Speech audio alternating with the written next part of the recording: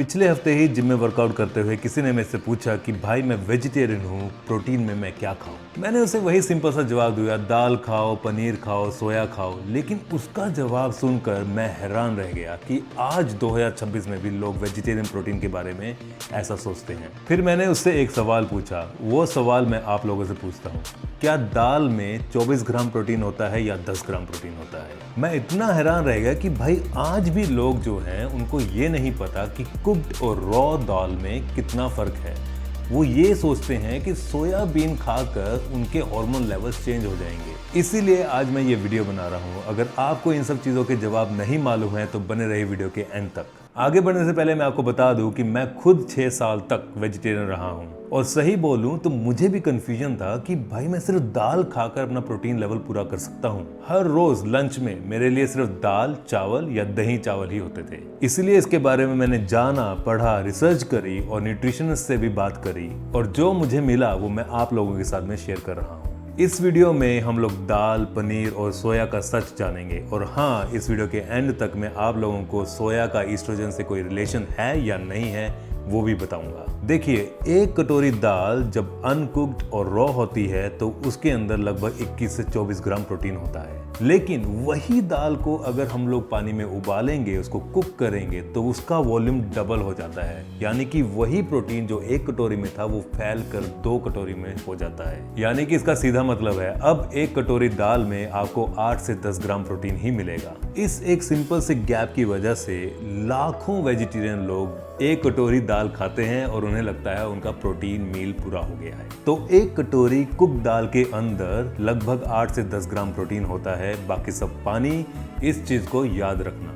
अब आते हैं पनीर पर। लगभग 100 ग्राम पनीर में 18 से 20 ग्राम प्रोटीन ही होता है और ज्यादातर वो प्रोटीन केसिन होता है। केसिन एक स्लो डाइजेस्टिंग प्रोटीन है जिसे हमें रात में डिनर के टाइम पर ही लेना चाहिए ताकि ये आपके मसल रिकवरी के लिए हेल्प कर सके। लेकिन पनीर में फैट और कैलोरीज बहुत ज्यादा होती हैं, इसलिए अगर आपका गोल वेट लॉस है तो आपको इसकी अमाउंट कंट्रोल करनी होगी। अब आते हैं तीसरे नंबर पे, soya chunks. Soya chunks most powerful लेकिन बहुत ही अंडररेटेड प्रोटीन है। देखिए, रॉ सोया चंक्स में लगभग 50 ग्राम प्रोटीन होता है जो कि किसी भी वेजिटेरियन प्रोटीन सोर्स से ज्यादा है। लेकिन घूम फिर के बात वहीं आ जाती है, जैसे ही आप इसको कुक करते हो और सोया चंक्स पानी को सोख लेते हैं तो वो प्रोटीन घट के लगभग 17 से 20 ग्राम रह जाता है। यहाँ पर भी हम लोग वाटर एब्जॉर्प्शन रूल को लागू करेंगे जो कि हमने दाल के साथ किया था, लेकिन सोया चंक्स का प्रोटीन प्रोफाइल जो है वो बेहतर है दाल से। और ये अपने आप में कंप्लीट प्रोटीन है क्योंकि इसके अंदर 9 के 9 अमीनो एसिड्स होते हैं जो सिर्फ नॉर्मली आपको नॉन वेजिटेरियन खाना खाकर ही मिलेंगे।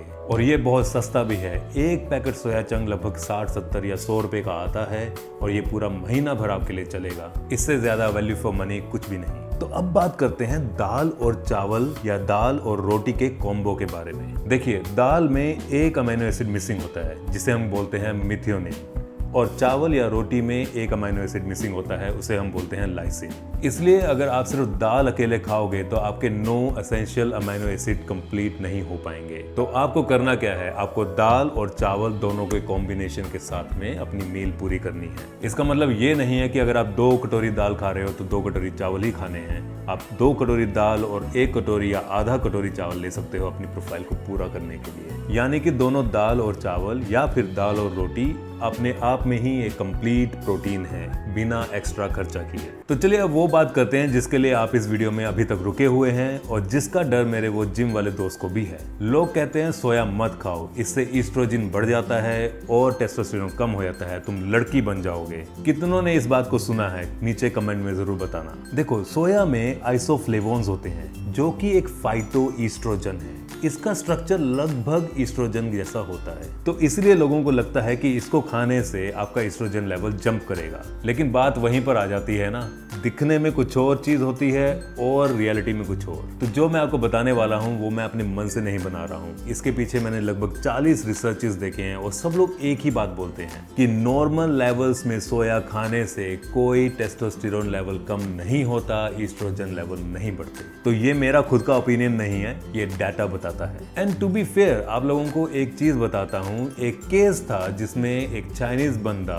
लगभग रोज सोया मिल्क पी रहा था, रोज टोफू खा रहा था, और वो भी एक्सेस अमाउंट में। उसके अंदर ये चेंजेस देखने को थोड़े से मिले जिसमें उसको गाइनोमेस्टिया हो गया था। और ये बात आप लोग भी जानते हैं कि कोई भी चीज एक्सट्रीम लेवल पे ली जाए तो वो हानिकारक ही होती है, अब वो चाहे पानी ही क्यों ना हो। तो मेरा आंसर आप लोगों को ये है कि नॉर्मल मात्रा में सोया खाइए, अब वो चाहे सोया चंक्स हो, टोफू हो या सोया मिल्क, कोई नुकसान नहीं होता। ये आप लोगों के लिए बेस्ट है, ये पूरी तरह से सेफ है, लड़का हो या लड़की कोई फर्क नहीं पड़ता। इस मिथ को आज हम लोग यहीं खत्म करते हैं। तो अगर मुझे इंडियन हाई प्रोटीन वेजिटेरियन मील को समराइज करना हो तो मैं आपको ये बोलूँगा कि अगर आप रोज़ 2 कटोरी दाल, 100 से 150 ग्राम पनीर, 1 कटोरी या 1 पोर्शन सोया की सब्जी खाओगे तो आपको लगभग 60 से 70 ग्राम होल फूड से प्रोटीन मिल जाएगा। दाल को हमेशा थोड़े से चावल या रोटी के साथ खाओ अपना कंप्लीट अमाइनो एसिड करने के लिए। सोया चंक्स को दिन में एक बार अपनी मील में जरूर ऐड करो, ये बहुत ही एफिशिएंट वेजिटेरियन प्रोटीन मील है। और पनीर को हो सके तो रात में खाइए अपनी मसल रिकवरी के लिए। तो दोस्तों, जो मेरे उस जिम के दोस्त ने पूछा था उसी के लिए मैंने ये वीडियो बनाया है, और अब ये जवाब आप लोगों के पास भी है। अगर आप लोगों को इस वीडियो से